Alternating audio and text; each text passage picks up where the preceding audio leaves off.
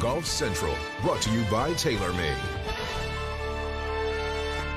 Well, golf fans are gearing up for the return of the PGA Tour this week. The LPGA announced today the cancellation of one of their major championships, the Evian, scheduled for August 6th to the 9th after the postponement of the Olympic Games will not be conducted in 2020. The next scheduled event is the Marathon Classic in the state of Ohio, July 23rd to the 26th.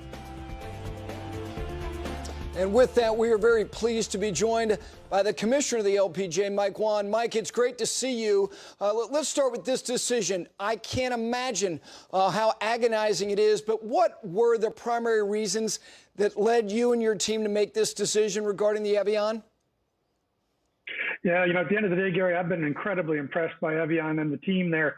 We've worked around, fans. We worked around pro-ams, how we could get the size of a footprint down to work around gather restrictions.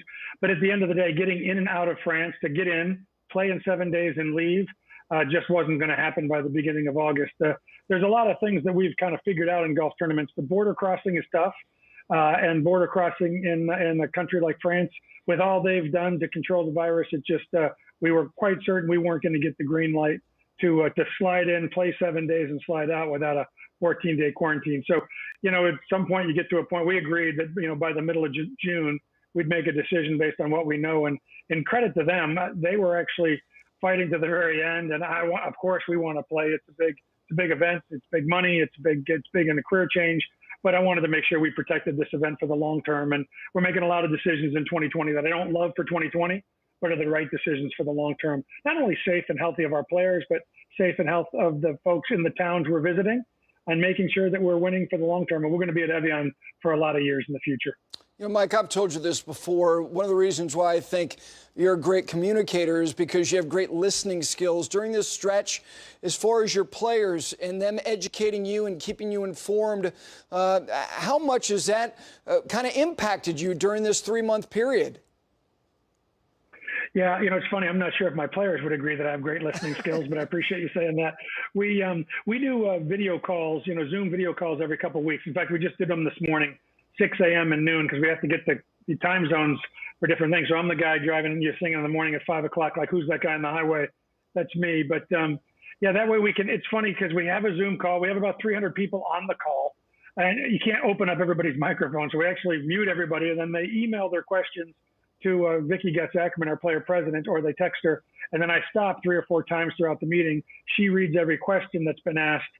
We try to answer those questions on the call. But really the best part of those calls are the calls, emails, and texts that follow up throughout the day. So I've spent most of my day when those calls were over responding to individual questions, because everybody's got a question that's pretty individual to them, what country they're in, where their caddy is located, what their health issues may or may not be. So, where they sit on the priority list versus next year. So everybody just needs a chance to ask their individual question. And so a couple times, once every couple of weeks, we stop, talk to everybody, whether it's players and caddies, and really just listen to the individual feedback. And I give them as much update on the schedule, the testing plans, and everything else that's going on that I can.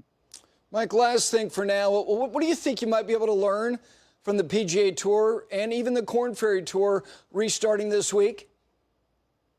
Well, the good news is a lot of what we've learned already, because in their back-to-play protocols, they were pretty open with us and vice versa. How they were gonna cross borders and get players into the country is relevant to us as well, and how we're working with the government on that. But their process in going through testing, the real advantage I think that the PGA Tour figured at the end was how to get test results back in 4 to 6 hours. And 4 to 6 hours is a game changer, as opposed to testing somebody on a Sunday and say, seeing you Monday when your test results come back in. But there's so many questions that we get from players and caddies that I stop and go, gosh, I thought we thought of everything, and there's a question we haven't thought of. So I'm pretty sure the PGA Tour, unfortunately for them, and probably fortunately for me, will be the first to go through some of these questions, and it'll be helpful for us to watch. It'll be painful, don't get me wrong, to sit and watch the PGA Tour play while we're not, but it is beneficial for us to learn and gain some real experience through their experience. Mike, I go back to the words you spoke when the Players was canceled, when you were talking to Rich Lerner. They still resonate with everybody in terms of the decisions you're making and how vital all of them are. Thank you, as always. We're looking forward to talking and, more importantly, seeing you real soon. Yeah, the most important decision we made, Gary, was telling people that no matter how well or how poorly or how much or how little you play in 2020, your spot in 2021 is retained. No one's going to play their way on or off to the LPGA in 2020. I really believe they never got the season they earned in 19. Some players can't get out of their home country. Some players are concerned about safety, some not so much. So 2020 is going to be official. We're going to have wins. We're going to have some great moments.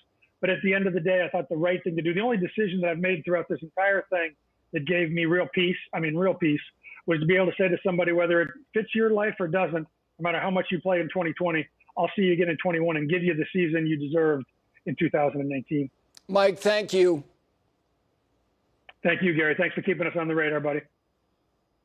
All right, we transition now back to the PGA Tour, where our Todd Lewis has arrived, as have many in the field this week in Fort Worth. Todd, good to see you. I know you had a chance to speak to a number of players today. What is the overall mood of these guys? Well, it's positive right now, Gary, and it was business as usual here at the Charles Schwab Challenge, sort of. Players did work on their game. They also played a practice round, but more than 36 players were tested for COVID-19 on Tuesday. Players were restricted in regards to where they can go and what they can touch. This is the beginning of a new and unusual time for the PGA Tour, but every player that we talked to enthusiastic about returning to competitive golf on the PGA Tour, and the positives far outweigh any possible negatives.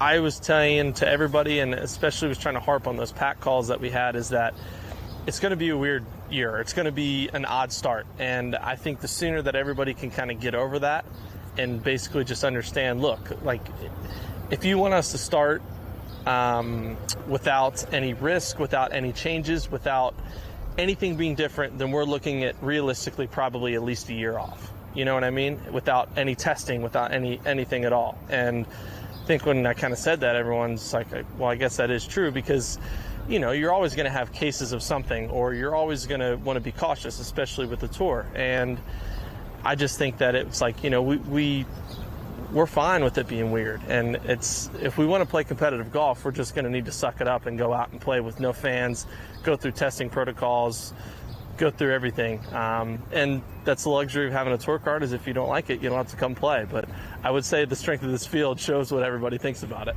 What the tour has put in place is exceptional. With the testing and all the procedures they put in place, I think the players understand that. I think the players want to do the right thing. I don't think we want to be shut down after playing golf for only 2 or 3 weeks. We want to keep going for the remainder of the year. So I think majority guys are excited, and maybe there's a few guys that are cautious, and hey, that's understandable. There are a lot of people who this is, you know, really hit and actually ruin their lives, and you got to remember and be sensitive to that.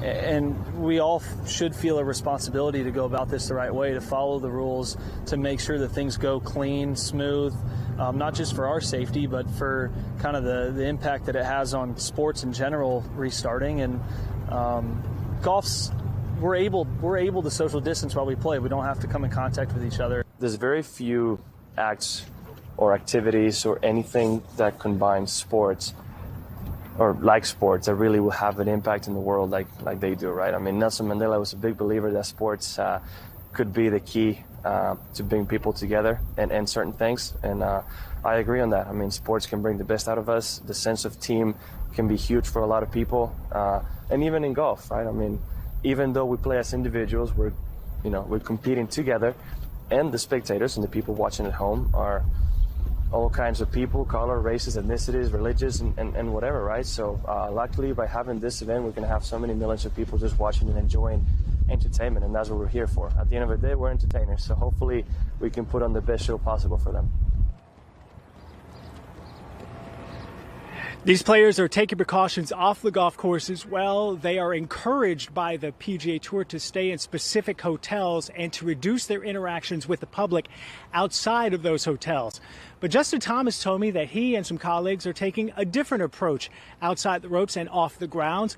Thomas, along with Jordan Spieth, Jason Duffner, Patrick Cantlay, and Ricky Fowler, have decided to rent a house over the next 6 weeks at each PGA Tour stop.